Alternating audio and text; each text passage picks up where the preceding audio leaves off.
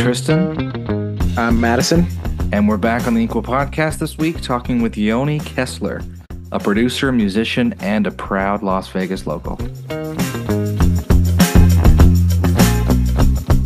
Stick around after the interview as we talk about our favorite Valentine's Day movies, and enjoy.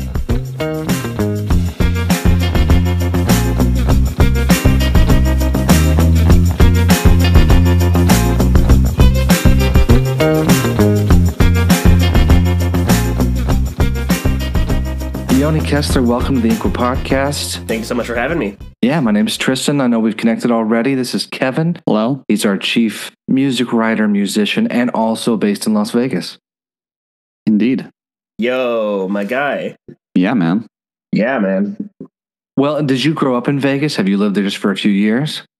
I grew up in Vegas. I did pretty much all of my schooling here. Spare like the first little bit of elementary school. My dad was in the military, so we moved around a little bit. But my family, we settled here in about 2007 and just kind of stuck around. And now getting into the gigging scene, have no real reason to leave. Makes sense. Which high school did you go to? I went to Palo Verde. Oh, okay, cool. Nice. That's on the west side, right? Yeah. Yeah. So have you always played music, or when did you start playing music? Did you start at a young age, or? Yeah, so I had the sort of typical path a lot of musicians have, where I started in middle school band as a saxophonist, played throughout middle school, started taking lessons from my older brother in high school who plays professionally out in Austin, Texas, and just kind of really kept at it. I didn't really enjoy anything as much as I enjoyed music, so I spent a lot of time just practicing, wasting the hours away, learning new stuff about it. And I don't really play as much anymore, but I'm thankful to have, been able to do as much playing as I did. Got to travel for it a bit too, which was always a good time. You don't play as much saxophone anymore? You don't play as much music anymore? I don't play as much saxophone anymore. Okay. I've kind of taken more to the engineering, producing side of things.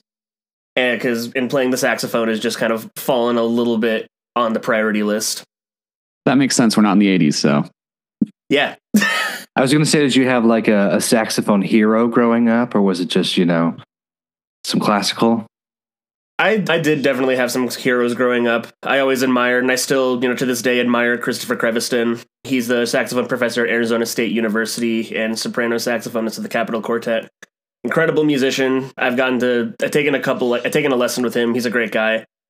Also, my brother, of course, is a big inspiration of mine growing up because, family and seeing family do well helps with that. And on the jazz side, I've always been a big Jerry Mulligan fan. I was a baritone saxophonist primarily. So Jerry Mulligan, Pepper Adams, Joe Temperley, Ronnie Cuber, Gary Smullian, all them. I've spent many, many hours listening to every single one of their records. Okay, I have a question that goes with the saxophone thing. I was just talking about this with another friend of mine, and we were talking about like how with certain instruments, you can just like think and play on them, and it's your instrument. Do you still consider the saxophone that for you, or is it like definitely moved to the guitar where it's like you think, you play, and it's like it's there? It's always going to be the saxophone for me. Really? Whenever I'm hearing something in my head, I'm hearing the notes on my horn, and I can visualize kind of where things are with my fingers. So oftentimes if I'm trying to figure something out, I'll be, have some people, they play air guitar and they do all of that. I basically air saxophone. So that's so cool. I love that. Okay, cool. Yeah. When you spend, hundreds and hundreds of hours shedding your scales, shedding patterns, learning tunes and everything, you kind of just develop that muscle memory. And that sound really sticks in your head as kind of your voice. So even if I'm writing something that's going to be, played on bass or played on guitar, I'm still visualizing it on my horn in the octave my horn plays, but I know it's going to be, in a different register based on the instrument. That's so interesting. I love that. Man. Okay. Sorry. I just, it's such a fascinating concept to me of like what people, because like when I'm writing, my hands automatically go to piano just because it's like been my primary for so long. Yeah. So like my hands doing like, this little thing where I'm like tapping away. So it's so interesting to think that your hands are like this, just like fingering like horns in your brain, I don't really play a lot of piano. I can play enough piano to hack out a chord progression and kind of get the idea across, but I hear everything in saxophone pitch. but coming from a trained classical background, even though I hear it in saxophone pitch, I refer to it in concert pitch. So it gets a little confusing sometimes, but yeah. Oh, so it's almost like your brain has to like retranslate it. Just a bit, yeah. Oh, interesting. Yeah, I spent a lot of time in high school when I wanted to be a performer for a living. I spent a lot of time just on IMSLP downloading cello concertos and cello music. And to practice my reading and develop my ear, I would sight transpose cello music. Interesting. Yeah, it was a super nerdy thing. No, that totally makes sense to me though. Like I hear it and I'm like, oh yeah, that's actually really smart to like, because I do the same a little bit where like I'll look up guitar tabs and like guitar chords for things and it'll say like, hey, capo's on this. So I then I don't like rewrite everything. I make myself like translate it immediately. So if the capo's on the second, I see a G, I know I'm playing an A. And like, I just know it. The things we do to learn our craft, man. Oh yeah. No, I love that though. I love that you transposed cello music. Like that's such a G move right there. I love it. Hey man, what can I say? I didn't do much else in high school, so it's gangster. That's so gangster. Thank you. That's so gangster. I freaking love it. Thank you. Yeah, I'd always thought it was like the language of music and the dialect of instruments, but this sounds so much more intense. You're hearing in a different language almost than you have to translate, you have to transpose. I mean, as a sound engineer, do you just have to say, hold on, let me pull up my saxophone, let me play what's in my head, or do you immediately go to the guitar, piano? It's gotten to a point now where I used to have to do that. I mean, I keep a small MIDI keyboard on my desk at all times when I'm working on some things that if I need to, and with like a piano patch up. So if I can play enough piano that if I hear something, I can figure it out, play it poorly into Logic or Pro Tools, and then fix up the MIDI. But I've been working a lot lately on being able to, instead of needing to use my instrument to do that, I'll use my voice and I'll try and sing it, figure it out the best I can, and then I'll check myself after using some MIDI if I need to. That makes a lot of sense. When did you first start your work as a sound engineer? Did that come during high school? Did that come a little later? So my full intent throughout all of high school was to be a performer. I was going to go to music school, get the performance degree all the way up through a DMA in saxophone and teach at university, maybe find an orchestra gig somewhere. That was my plan for the longest time. But going into college, I'd always taken lessons, but I never did competitions. I didn't do recitals, anything like that growing up. So having to do those once I started college, specifically the recitals and like solo recitals, I quickly realized being center stage wasn't for me. I didn't like the attention that was on myself. I didn't like the pressure. And I sort of figured out that the thing that I really liked the most about music was making other people sound better. So it just kind of, along with, I like to write. So I wound up in being a music student in college, switching to a composition and arranging degree. And at the time, I was really peculiar about sounds, and I didn't trust a lot of people with my babies, my music. So I was like, I should learn to record this too. Then I started, recording my friends and all my own stuff, and it just kind of spiraled into a passion and an unhealthy addiction in some ways. I'm sure y'all understand.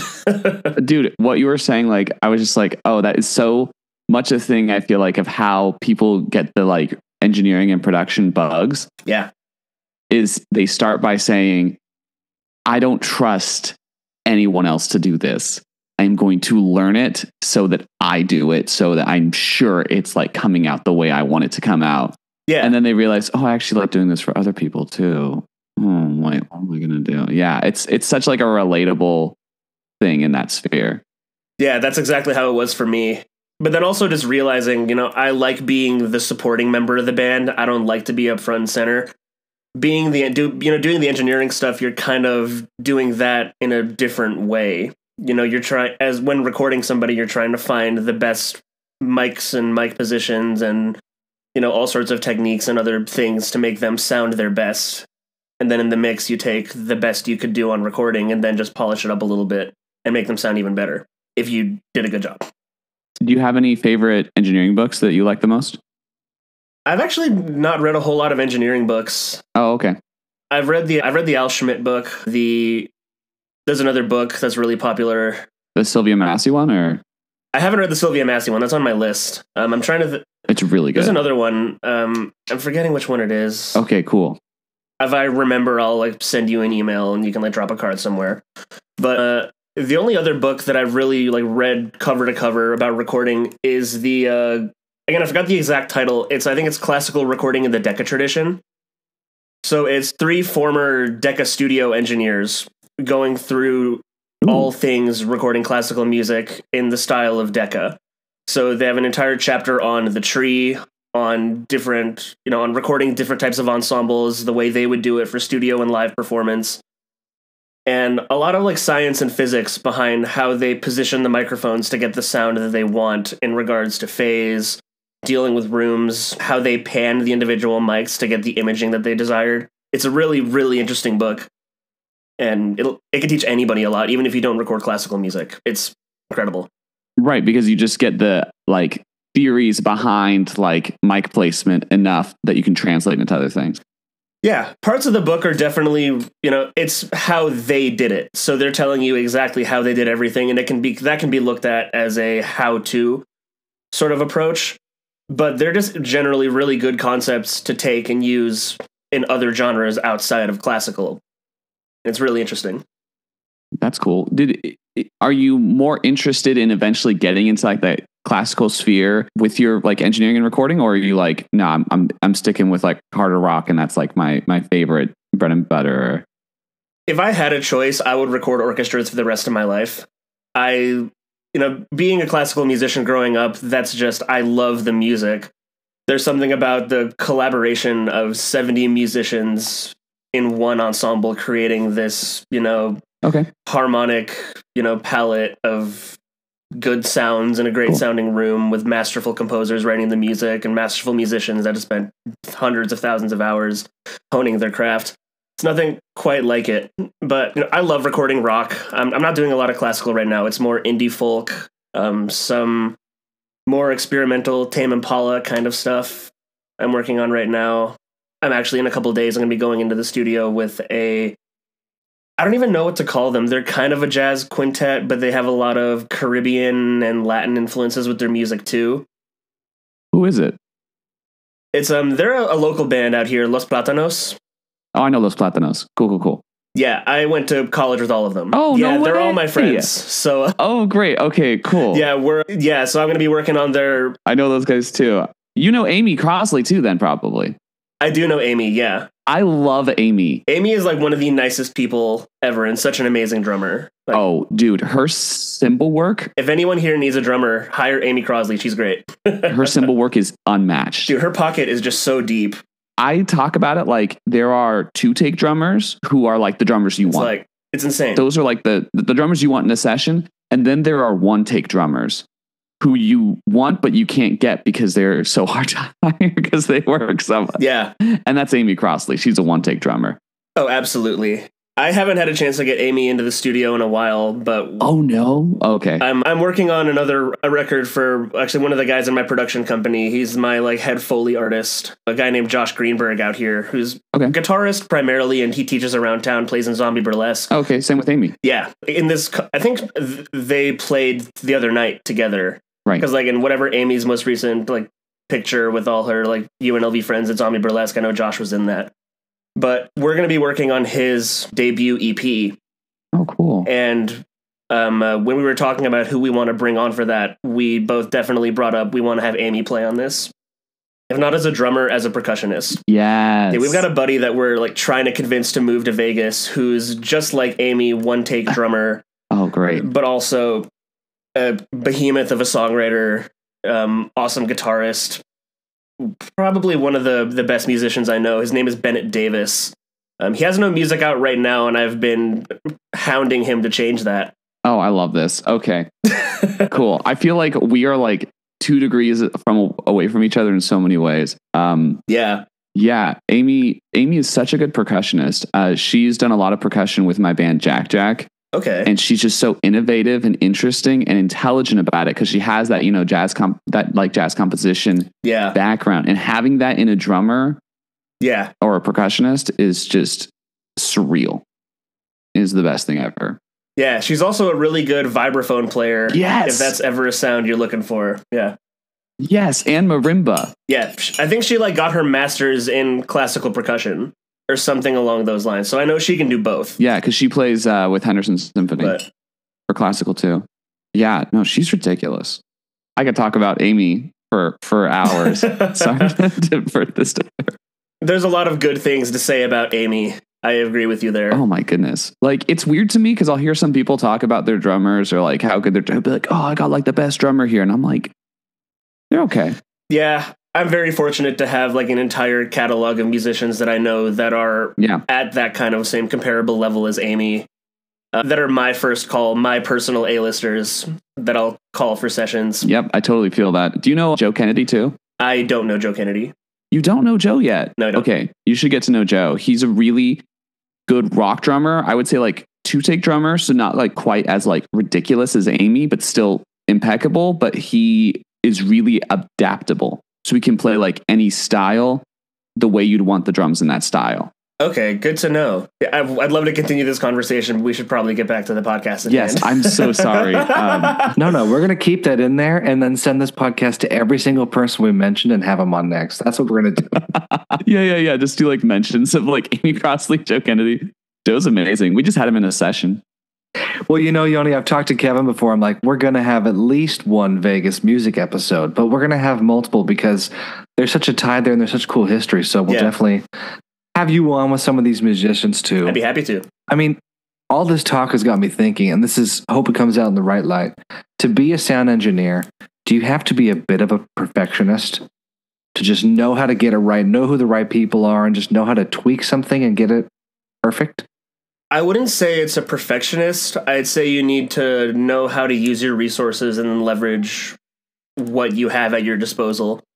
Especially like nowadays, a lot of people are recording themselves in their basement or in a spare bedroom. And I mean, I'm in a spare bedroom right now, so I can't really, I do the same thing. But it comes down to, I think at the end of the day, if you want to work with the best kind of people, you need to have a certain mindset and a certain mentality of that akin to what you would have in that sort of sphere.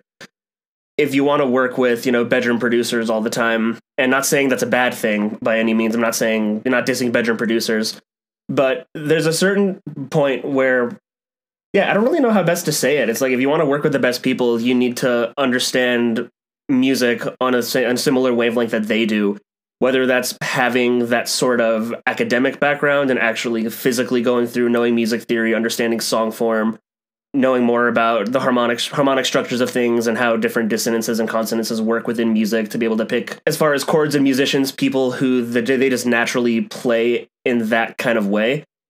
Or also knowing if you don't know someone quite like that, who's close enough but still has their own unique spin that they could bring something totally different and totally interesting out of it.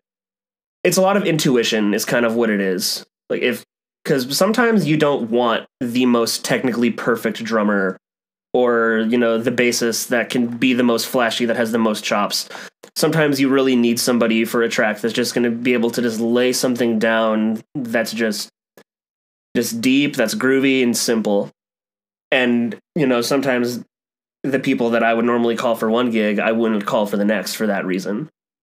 It really just comes down to what the music needs. And having that ear, I think, is what can really separate a good sound engineer, producer, audio engineer from a great one. It's also, I feel like, about enjoyment. Sorry to cut in. Like what those musicians enjoy doing. Oh yeah, 100%. Yeah, because if you hire somebody that's normally like this type of stuff they normally play is very, jazz inspired, or they're more of a folk Americana kind of musician. If you bring them into a metal session, they're not going to have a good time, and they're probably going to not sound as great as if it's something they're familiar with. Same with if you try to get, a hair metal-esque shredder to play jazz. Just not going to work out.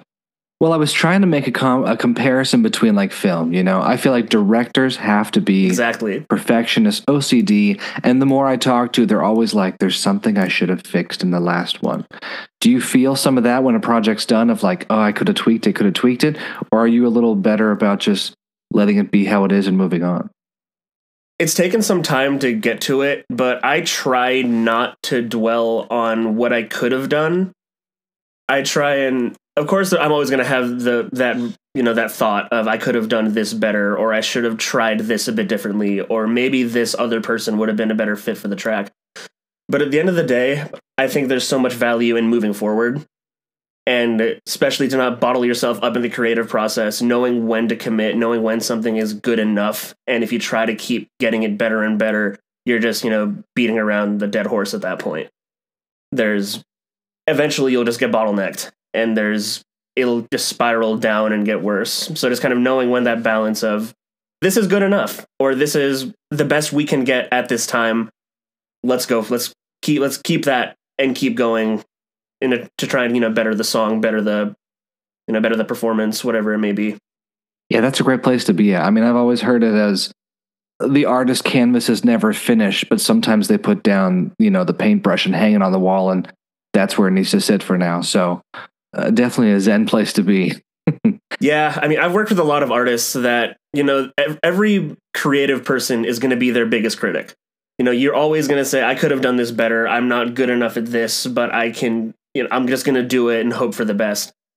A lot of times the best take that I've gotten from an artist was one of their least favorites.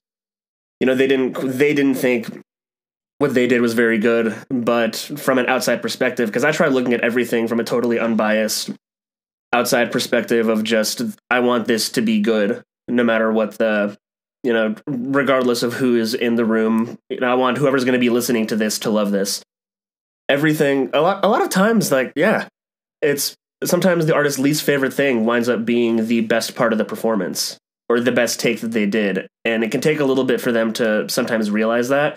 And even sometimes they don't, and we can't use it because, when you're working on someone else's music, you're providing a service to them, and you need to make sure that they're happy regardless of what it is. But yeah, the art of learning to commit is it's a hard one that I think it's the most important, though. You can know everything about mixing and recording in the world, but if you can't move forward, you're just going to be stuck in this endless loop of trying to get it right, even when it already might be right. Yeah, that doubt is like killing it. Yeah. Thing. Well, for the uninitiated, myself included, can you walk us through the SparkNotes version of when you first get involved to a finished track or album? Sure. I'm going to have to kind of assume a couple of things about it, just because that process, just like with with a film, is going to be so different from project to project. I'll use a record I'm working on right now for another artist, another really good friend of mine, like an indie folk artist. Shout out. Her artist name is Jubilee, spelled Joobilee. A good friend of mine. We started working on a track together a while back and never finished it. But a couple months ago, she reached out to me and was like, hey, I have a couple more songs that I want to work on. I like your work. Can we, can you produce my EP? And it kind of starts that way. Going through it, depending on the musical knowledge of the artist and their intent with the project. This specific project, the intent was to record everything and have a full band tracked in the studio for at least a handful of the songs, and a couple others are going to be more we can do at home. We don't need to bring in all the musicians to do everything. We can just maybe bring in one or two and kind of go from there. In this case, I know that the musicians that I'm going to have are going to need to be able to read charts. So I'll listen to the demos that the artist sends me, and if they don't have chords already figured out, like if they don't know the chords of their own song, I would have to transcribe that and write out a little basic chart outlining the form of the song with the chord progression, and maybe have the melody also transcribed so they can see what's going on if they can read sheet music, which in this case, a lot of the cats that I call are, people I met in college. So they can read charts, they can read notation, and they understand how to read chord changes. So if they have the chords, that makes my life a lot easier. I just write what they gave me, maybe figure out the melody and write out a basic form, clean things up a little bit, talk things through with the artist to see maybe there's something a little crunchy there that might not, work as well with, a guitar player than it would on piano, which he's playing everything on piano or ukulele. And I'll write out a couple of ideas, maybe program a quick sketch, send that to her, get approval. And then if that's approved, great. We make the change. I finish the charts. I format them for a recording session, how in the easiest way possible to be read down in the studio. And if we have time and I've already picked out the musicians, I'll try and send the charts out as quick as possible so they can start getting a bearing on it, along with with whatever demo she sent me or whatever demo we have. And that's pretty much it. Move on to the next song, rinse, repeat, go into the studio. We've already talked about the kind of sounds that the artist wants beforehand. In a perfect world, we've already kind of figured that out. I can put a plan together, figure out what mics I'm going to use, set up my Pro Tools session, go into the studio, get everything set, get all the musicians in the room, make sure everything sounds good, and then just record the record. And that's kind of a best case scenario, I would like to say. Not all the time are you going to have somebody that you're working with who's going to know what they want, be open to new ideas, and then be adaptable in case things might not be able to be the way they originally envisioned, just for the sake of making it easier on musicians in the room. Once everything's recorded, just simple basic editing. With a full band, I try to track everything with a click, so editing is really simple. I pick one section, edit the entire band, all of those takes together, make sure it sounds good, all the fades are clean and easy. Send that rough demo to the artist again for approval, make sure she likes what she's hearing, then move on to the mix.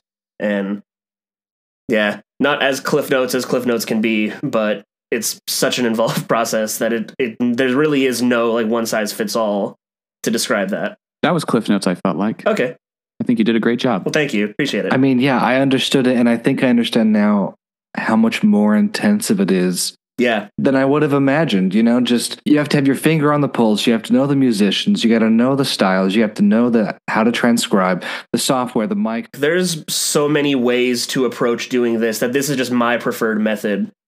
There's, I know a handful of other producers that they don't understand music theory at all. They have no idea what I'm saying when they know like basic chords and what a key is, but they don't understand harmonic, upper harmonic structure and how to like voice lead chords in a technical sense. They know it all by ear and by intuition. So their process would be very different from mine. And a lot of if you're hiring in musicians, a lot of times if you don't have charts for them, they'll make their own quick chart during the session while you're talking it through to them. I was about to say with that, like when we do it, when we're working with like Joe or Amy or someone, we aren't giving them charts like any of the time. We just send it to them and like, hey, we know you're phenomenal. Come up with what you want to have on this track. And sometimes they'll do any work beforehand to like listen to it and write some stuff down. And sometimes they won't. And they'll just come to a session and be like, okay, I'm writing this right now and I'm playing it. And you're like, that's how it's going to be. Yeah, it's just a different workflow for everybody. I personally also just enjoy the process of making charts. I think it's kind of cathartic. So I'll go in and do all that extra work not because I have to, but more because I want to. And when I'm writing out a chart for musicians, I'm not going to be writing in every single note for them to play. If you're not making charts often, / notation is a little bit of a foreign kind of concept. So a lot of times when you're writing charts for session musicians, because I'm a saxophonist, I have no idea how to play the drums. I'm not a bass player. I can't play guitar to save my life. I'm not going to try to tell them what to play. I'll just give them the chord, chord changes above the staff. So just text iterating what the chord is. And within the bar, if it's in 4/4 time, so common time, there's just going to be 4 slashes within that bar and however many other bars are going through, and a style indicator. So if it's an indie funk or indie pop chart, I'll just put as like bold text above indie pop, and they'll know what to do. And we just kind of go from there. I go a little bit more in depth with certain hits. So if there's specific rhythms that I want them to play in a certain bar for a certain effect, or if I want I want the musicians all to play the same thing underneath a vocal, as an example, there's additional notation that can do that. But that's not a required thing at all, and that's something that you can discuss with them in the studio, and they can write in their own parts. And some people might say I'm a little bit too involved in that, but honestly, the amount of musicians that I know that prefer to have that information going in so they can just read it and be done and not have to figure as much out, they can just do their thing the best they can. It's more than, the latter of who want less info to just figure it out themselves. But that's just it's my personal approach, the way I like to do it, and it's kind of academic. And I'm not, as an academic musician, I'm not going to lie about that. But yeah, it's just one approach of many, and I think some things. I mean, I know musicians that love having charts handed to them at sessions than not. But again, it also depends on the musician wildly, and I'll discuss with them too. Like, do you want a chart? Do you want to just come in and figure it out? How would you prefer to do this? Has this led you to film, or how did you first get interested in film? Were you kind of feeling like you knew this well enough? You're like, I want to try in different areas, or how did that first come about? So I actually wanted to get in film from the beginning. When I was figuring out that I wanted to do the audio engineer thing, I did it with the guise of wanting to be a film composer. I wanted to write music for film. I'm inspired by John Williams, Hans Zimmer, Michel Legrand. More modern composers also for video games like Lena Raine and Austin Wintory are big inspirations of mine. I wanted to do that. So at least at UNLV, there's a pretty big divide between all of the different schools in the College of Fine Arts. So I spent a lot of time in the beginning just learning about, all the music stuff and film, whatever I could digest from YouTube and find online. But I eventually, like during the pandemic, actually wound up connecting with a student director named Merlana O'Keefe, who's doing some incredible work. We just finished a film up of hers called Astronomy Cops, which you can watch on YouTube. And once I started doing film, I just realized that this is also just something I love, and I really want to do more of this. But it's in the more recent years that all of the post-production stuff really kind of came to my attention, and I really started wanting to do more of it. I love that. With that, what would you say are your like top favorite films in terms of just like favorites, and which ones are your favorites in terms of like the musical qualities? Ooh, that's a deep question.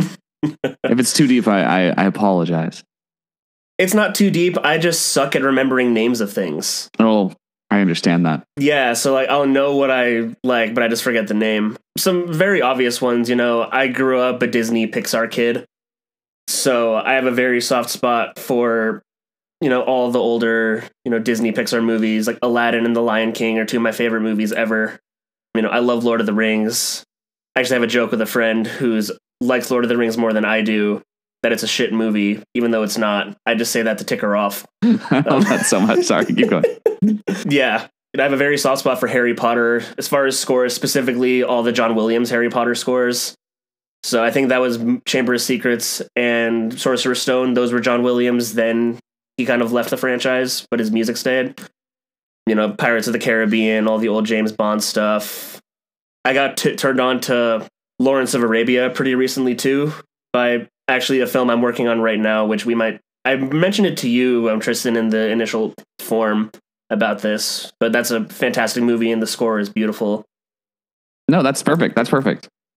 Yeah, I hope that, sorry for the film people, all the basic answers, but yeah, I like it too, because it kind of gives me a taste, because a lot of those movies you were talking about have more of like an orchestral bend in terms of score too. Not as much doing that like modern thing like oh man, why am I forgetting the guy from Nine Inch Nails? Is it Trent Reznor? Trent Reznor. Yes. Oh my goodness.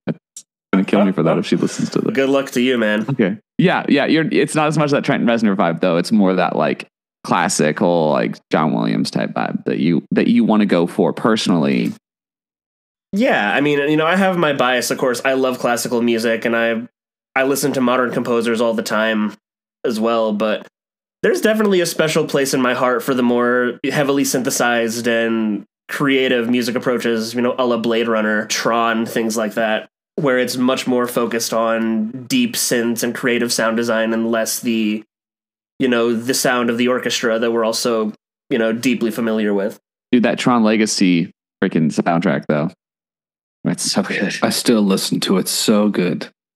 So with the short film Underneath, the one you just mentioned, where did you get the idea from it? What's the music like? What have you pulled from? You said Lawrence of Arabia in order to do the post-production for this?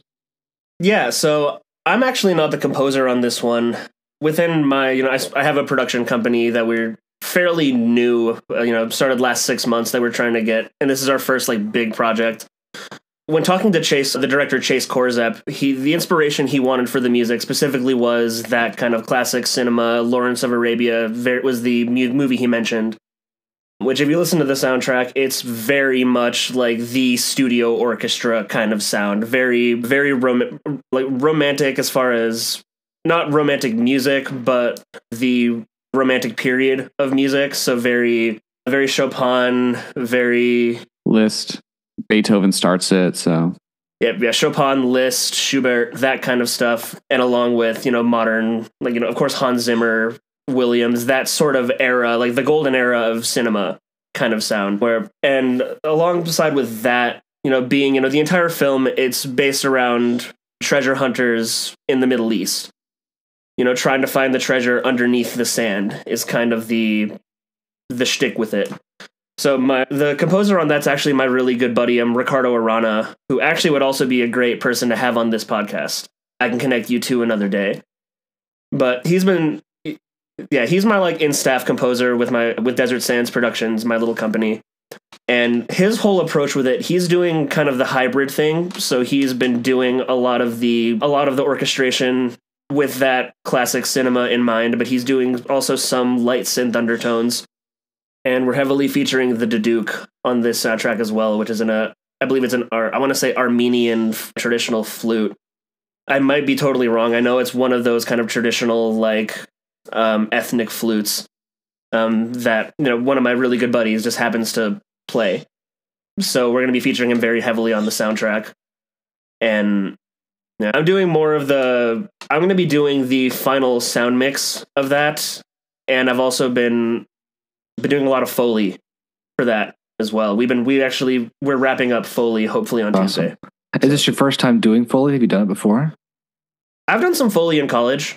I briefly found my way into the film department at UNLV. Oh, cool. And got connected with their new to UNLV professor, Tom Bajelic, who is, he was the sound designer on Saw. He did the entire Saw franchise. So he was kind of actually my gateway drug into doing all the post stuff. I learned Foley from him. He also taught me mixing in the kind of 5/1 sphere for film and not for music. And yeah, just in some class projects they had a little Foley studio set up with a Sennheiser MKH9. Well, I forgot what the shotgun mic is, but he has a little setup in a side room where we did some Foley under his guidance, and just kind of took what we did in class and are now applying it to underneath. It's been really fun. I was talking to Josh yesterday when we were finishing up Foley, because there's a big scene towards the end of the movie where Erden, one of the protagonists, gets kind of betrayed by his colleague who burns his father's research journal in a fire, and they jump into river rapids. So we had to kind of figure out and recreate the sound of struggling and fighting in water. So I was like, it's the most fun job ever. We're just playing around with water and recording it. We're just splish splashing in the water and recording it, but in the context of the film, it makes a lot of sense and it works. That's probably my favorite behind the scenes videos to watch. All my Instagram, I'm always sending them to my buddy who we're making some stuff. I'm like, just watch this. There's celery involved. There's lettuce for, Alien and things like that. It's blown my mind to see the behind the scenes of all the music they use. Yeah, no, Foley is a lot of fun. If I wasn't doing a lot more music stuff too, along with working on records and stuff, I'd want to do more Foley because it's just really fun. You seem to be doing 1,000 things, and they're all super interesting. And I feel like it's you can have an hour to talk about each of the passions you're into. If you could choose ideal life, would it just still be back to that recording orchestras, or is there an aspect that you're now coming to love where you're if I could choose one of these things, if I had to specialize, I would choose this thing? If I had to choose one thing, it would be working with bands, recording music. I love being in the studio. I just love everything that has to do with sound. I'm really fascinated by how sound is created, how different instruments mechanically work to produce sounds, the art of capturing it, and how messing with microphones and just trying different things out based on how the room is reacting. The physics of it also interests me, even though I suck at physics. I'm trying to learn more because I want to understand it more to make better informed decisions. And honestly, my passion is just audio, is just sound. Doesn't matter what it is with it. I'm happy to do it. And as much as I'd love to keep doing everything, within the sphere of Desert Sands of my production company, I want to focus more on the mixing and the recording aspects and find, other people that can handle the Foley engineering, that can handle Foley artistry, and really I kind of like just sitting in Pro Tools and making things sound good. I think it's fun. It is fun. I love that. Yeah, it doesn't matter how it comes. I just think it's fun. As far as your goals for 5-10 years, would you like to stay in Vegas and have your production company stay there, moving on, doing everything from UNLV, plus some Hollywood projects? Do you want to move to LA or New York at some point? What's your hope there? So I love my city. I'm very much a proud Vegas resident, especially with everything that's gone on in the past, 5 years, the big shooting at the MGM, the Knights coming in and developing a culture around the city. And my plan is fully to stay in Vegas. Desert Sands was founded by a bunch of Vegas locals to be a Vegas-based company to serve the Vegas scene, but we also want to branch out into Hollywood, work with, people from around the world on whatever project, and to kind of elevate our local scene here. Something I want to... There's so much incredible talent in this city that's just not getting the spotlight it deserves.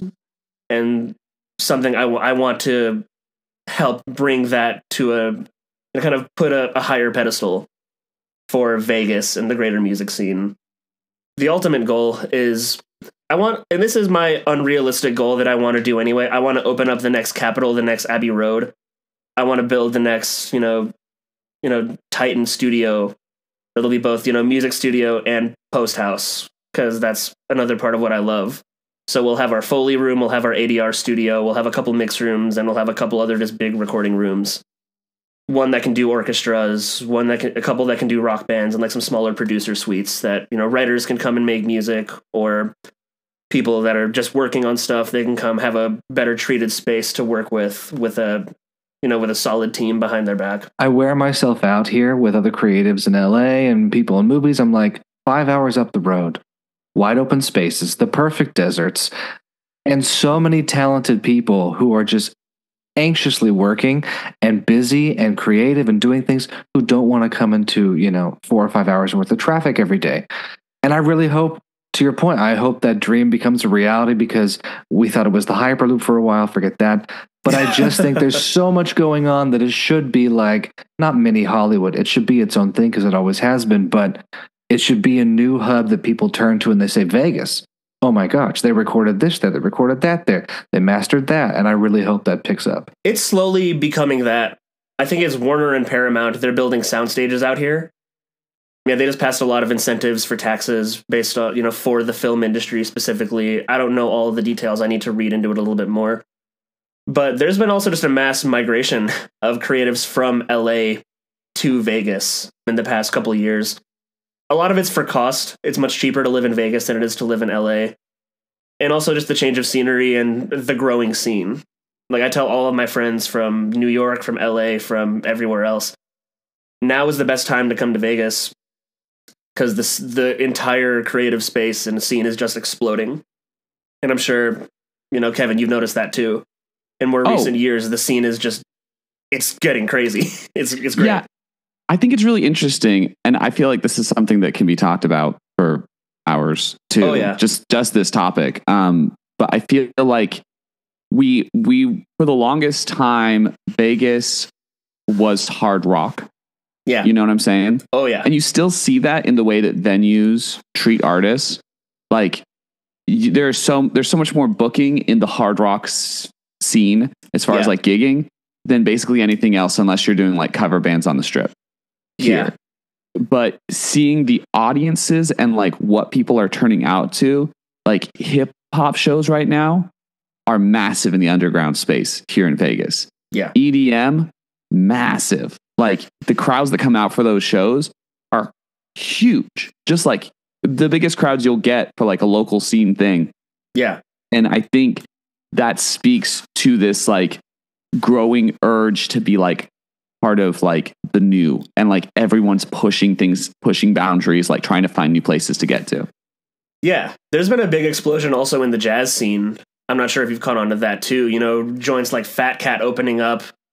We had the Gambit for a while, but unfortunately they shut down. I know Maxon Jazz is another one. The Griffin, I don't know if they still do it, but they did a jazz jam weekly at one point, and I know they're like more a hard rock venue, but they had, you know, live jazz once a week for a while. Right. And like Red Dwarf having Los Platanos. Yeah, Red Dwarf and their also, you know, sister company, Fat Cat. Which, if you haven't been to Fat Cat, that's a really fun bar too. It's right across the street from the Mob Museum. Oh, okay. Yeah. Cool. Yeah, their speakeasy too, the underground of the Mob Museum, they do period accurate jazz Friday through Sunday nights. So you go to the speakeasy at 10 p.m. and there is a band full of some of the best cats in town doing covers in the style of 30s jazz or 40s jazz. Oh, that's so cool. Dude, it's awesome. We need to connect. Yeah. And here's how we need to connect, like outside of electronically. We need to get together, go to some jazz shows together. Dude, I am so down to be better connected with the jazz scene, because I'm really connected with like the indie singer-songwriter scene in town, and I'm really connected with the hip-hop scene. Okay. And like decently with the hard rock. Like, I'm not super deep as like some of my friends are. Yeah. But I want to get more connected with the jazz scene, and it sounds like you have that on lock right now, and I want to get in that. Yeah, I'm decently connected. You know, all the jazz musicians also play in all the shows around town. Right. And a lot of them are also playing in other bands. Like, you're in the hard rock scene. Are you hip to Post NC? I know Post NC, but yeah, all those cats are jazz musicians. Yeah, it's not quite my vibe, just because they're more in that like maximalist style, and I'm very much a minimalist. Yeah, gotcha. And so it's a little harder for me to like I hear what they're doing, and I'm like, oh, this is interesting. I know why it's interesting. I see that they're talented, but I'm just so much a minimalist that I hear it, and I'm like, I know you're like listening to each other. I know you're good, but like, I want some more space. You know? Yeah, no, they were just the easiest example I could think of, because I'm not super integrated into your scenes either. Right. I'm much more in the Vegas jazz scene. Also, the Vegas classical scene I'm pretty involved in. I know some people in the Vegas classical scene, but I didn't know it was like I know Henderson Symphony. I know my friend Candace plays in like a quartet that's really well regarded here. But I'm not super like informed on the Vegas classical scene. I didn't know it was like really popping. It's slowly developing. Okay. There's been a couple of other community orchestras that have opened up. Nothing as quite professional as the Philharmonic at the Smith Center. But there's a couple of opera companies that have been popping up too. Vegas City Opera is one of them. Opera Las Vegas is another. There is one more that I'm blanking on the name of, but I know a lot of opera singers, and they're doing operas slowly building and developing here, as is musical theater. Also kind of coming up. Well, especially with like the Screamed musical blowing up on TikTok. Yeah. And becoming this like huge phenomenon. Yeah. You know? I still need to go see Screamed. That's been on my list to see it. I've been meaning to go see it. I guess. Yeah, I should have seen it by now too, because my friend Harley plays bass for it, and she's like, I can get you in, but then she's like, actually, I can't get you in because the tickets are so sold out that it's ridiculous. And I'm like, yeah. Oh. Yeah, I'm like kind of friends with Coco Rigby. I think she headlines. She's Katie's understudy. So she has the lead role on every other night or on the off nights, I think. And she is incredible. She's a singer that you need to know. The stage presence on that woman and just her voice is astounding. I'm sure she could do whatever the hell she wanted to and be successful. She's great. Right. I love chameleons like that who can just like adapt. Yeah. I want to get connected with that opera scene too. I need to just like reach out to him and be like, hey, let me know what's going on, because I want to be part of it, and I want to have like more opera singing on like as per samples on hip hop records, because I've done it before and I freaking love it, but I had to use like me faking opera and like old samples from like when it's still public domain. Like I have this super old sample of La Donna Immobile, that aria that I used for a hip hop song I put out, but I had to stretch to even get anything, just because it's hard to like get an opera singer in a studio. They don't think about that. Yeah, and if you're gonna do stuff like opera, you need a room because the operatic voice in in a room that's not suited for that is gonna be so hard to record. Yeah, you don't want it as dead, because you want some of that resonance that comes from the opera singer. Yeah, like we can talk about that more another time. We definitely have to connect after this. We need to connect more. That's what I'm learning from this. There's too much fun, I feel like, going on here. Yeah, a lot of things happening. Yeah. Vegas is great. This is great. No, I was going to say, we've talked about so much today, and we do have to let you go. I know we're nearing that hour mark, but I hope you two get connected. Excited to hear about those production houses. And you're wrapping up Underneath end of this month? So yeah, that'll be getting wrapped soon, and hopefully also it was approved for distribution, so Underneath's going to be streamable on Roku. Hopefully, I want to say late February or March. I'm not sure exactly when, but I can let you know whenever that's put out. It's not often that these small projects get picked up and then anyone can watch it with a Roku. I mean, that's amazing. Yeah, I'm so excited. No pressure at all for us. But that's such good news for your company too, because like someone's just streaming on Roku, like some like person doing a film, and then they're like, wow, the sound production sounds awesome on this. I wonder who did it. And then they hit you guys up and you have another like client working with you. That's amazing. Yeah, I count my blessings every single day because things are just going so well with, Desert Sands. The crew I have is great. We have a lot of support from our local communities here too. And things are just looking good in the Vegas, film scene. Things are looking up for our city, and I'm really excited about it. Well, it sounds like they are. And we'll, of course, link everything in our podcast notes and on our website, from the short film and where to watch it, to your work, to Desert Sands, as well as your social media. And thanks again for coming on, Yoni. Thank you so much for having me. It was a lot of fun.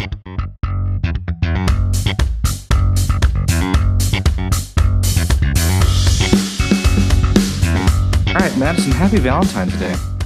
Thank you. I'm actually spending Valentine's Day in the desert by myself, solo. Just the way they intended. Just the way God intended. Yeah. Well, I want to talk about our favorite movies and shows for Valentine's Day, but it doesn't have to be just about the holiday. I think it can be about love or the lack of love, about what Valentine's Day means. And at least for me, Valentine's Day was always about the missed connection. Whether it be breaking up beforehand or dating somebody, but things got rocky around Valentine's. I don't know. Anyways, Valentine's Day is now recently much better for me, which is great. But it's always been a great time for me to watch movies about misconnections. Yes. So for our list, I'm going to start us off. We got 3 apiece. Mine first is Begin Again with Keira Knightley and Mark Ruffalo. Have you ever seen this movie? No, I've never seen this one. Okay, so this is an interesting one because I think because I love music, I give a little extra padding for movies that are maybe not the best. So it's directed by John Carney, who also did Once, that then became a stage production.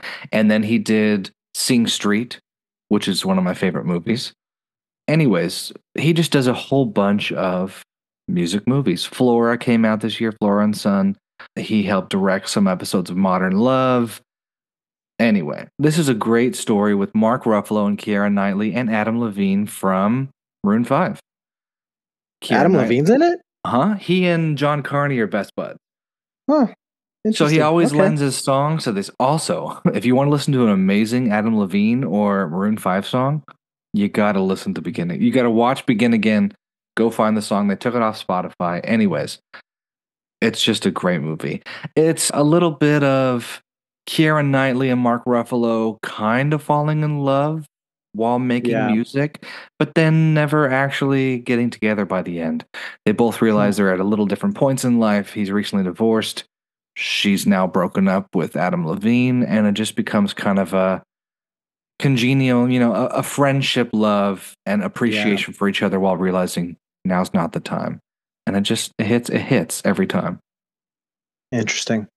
It's funny now, like, and on this end of the world where Mark Ruffalo is so associated with like the Hulk and Marvel with me, to like go back and watch him in like, Eternal Sunshine of the Spotless Mind, or these older movies where he's like this heartthrob. I'm like, wait, what? You came from like a different part of Hollywood and then became the Hulk. Very funny.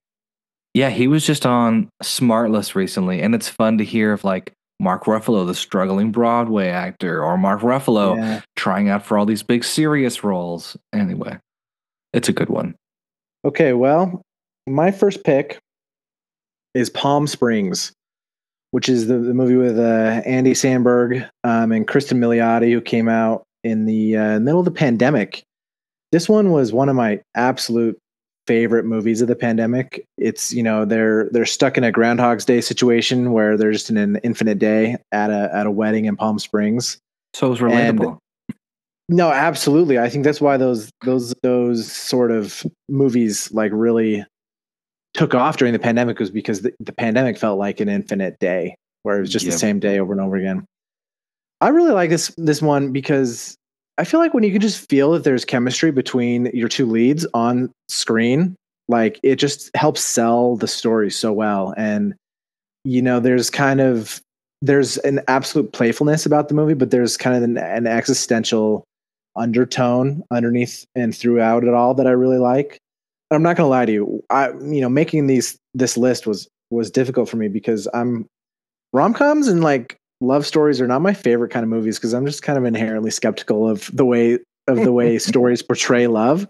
Yeah. But this one, where two people get stuck in a time loop and spend thousands of years with each other, millions of days, is just like, it's just kind of magical. And they've got great on-screen chemistry, and it's just funny. And I wouldn't mind getting stuck in a time loop with Kristen Milioti. I love some of the twists too, of just like, oh wait, this is what was happening the whole time, or this is who this was. It's just a fun one. It's definitely one. I think I watched it twice during the pandemic, but I need to revisit it again. I've watched it so many times. It's over due for a rewatch. and over and over. Yeah. Well, that's a good one. All right. My second pick, it's complicated, with Meryl Streep, Alec Baldwin, Steve Martin, John Krasinski. It's got everybody. So it's a stack cast. Have you seen this one? No. Okay. Maybe it's just, well, we can't talk about that. Maybe it's just other people I saw in my life, adults with relationships, not hinting at anything, but just the idea of life being so complicated and love at a different age bracket. Because I think oftentimes it's always, young beauty and young love, and it's got to be someone in their 20s or 30s, even if the actor's 40. This is just like, no. They're older. They're all older. And how are they all kind of intertwined and intertangling all their romances? So Meryl Streep is really funny in this one, and she always just makes the performance better. But having Alec Baldwin, who's just naturally funny and has this charisma, and then Steve Martin, who's of course a comedian, and there's a great pot smoking scene with the two of them. Anyway, it's a really fun movie where the kids become kind of the role of the parents in other rom-coms, of like the voice of reason, the voice of questioning, the skeptical voice, the what do you think you're doing? And it's fun to have Meryl Streep be in her 50s or 60s assumed, and having this existential crisis of like, do I even want to date either of these men? Do I even want a relationship? So it's complicated, it's funny, and it's a good one to watch. Well, I'll have to add it to my list. My second pick is Stardust, which stars Charlie Cox and Claire Danes. And I love this movie because it's kind of a beautiful fantasy movie that's just really, it's kind of a classic like setup and just adventure. And you've got Robert De Niro in it as kind of a drag pirate, which is really fun. But kind of what I love in these kind of classical fantasy stories is that you've got this big overarching problem of like, oh, we need to find the prince or the princess, or we need to find someone to rule the kingdom. But really the real story that's going on is that two people are falling in love. And that's kind of what I love about Stardust, is that, there is this kind of over story of what's going on in the kingdom, and there's magic involved, and there's witches, and they need to like, the witches are trying to find ways to become immortal, and there's kind of a plot to become a king. But in the middle of it is just this really simple story of these two people who are falling in love while the plot happens around them. And plus the music is fantastic. The set design is fantastic. Like the writing's great. Like it's all just so good. And it's ultimately a love story. And it's a love story without a lot of cynicism, which, for me is saying something that it even made my list because, as I've said, I'm a little cynical about how Hollywood portrays love. Well, and I didn't realize this was directed by Matthew Vaughn. Yeah. I mean, wow. All right.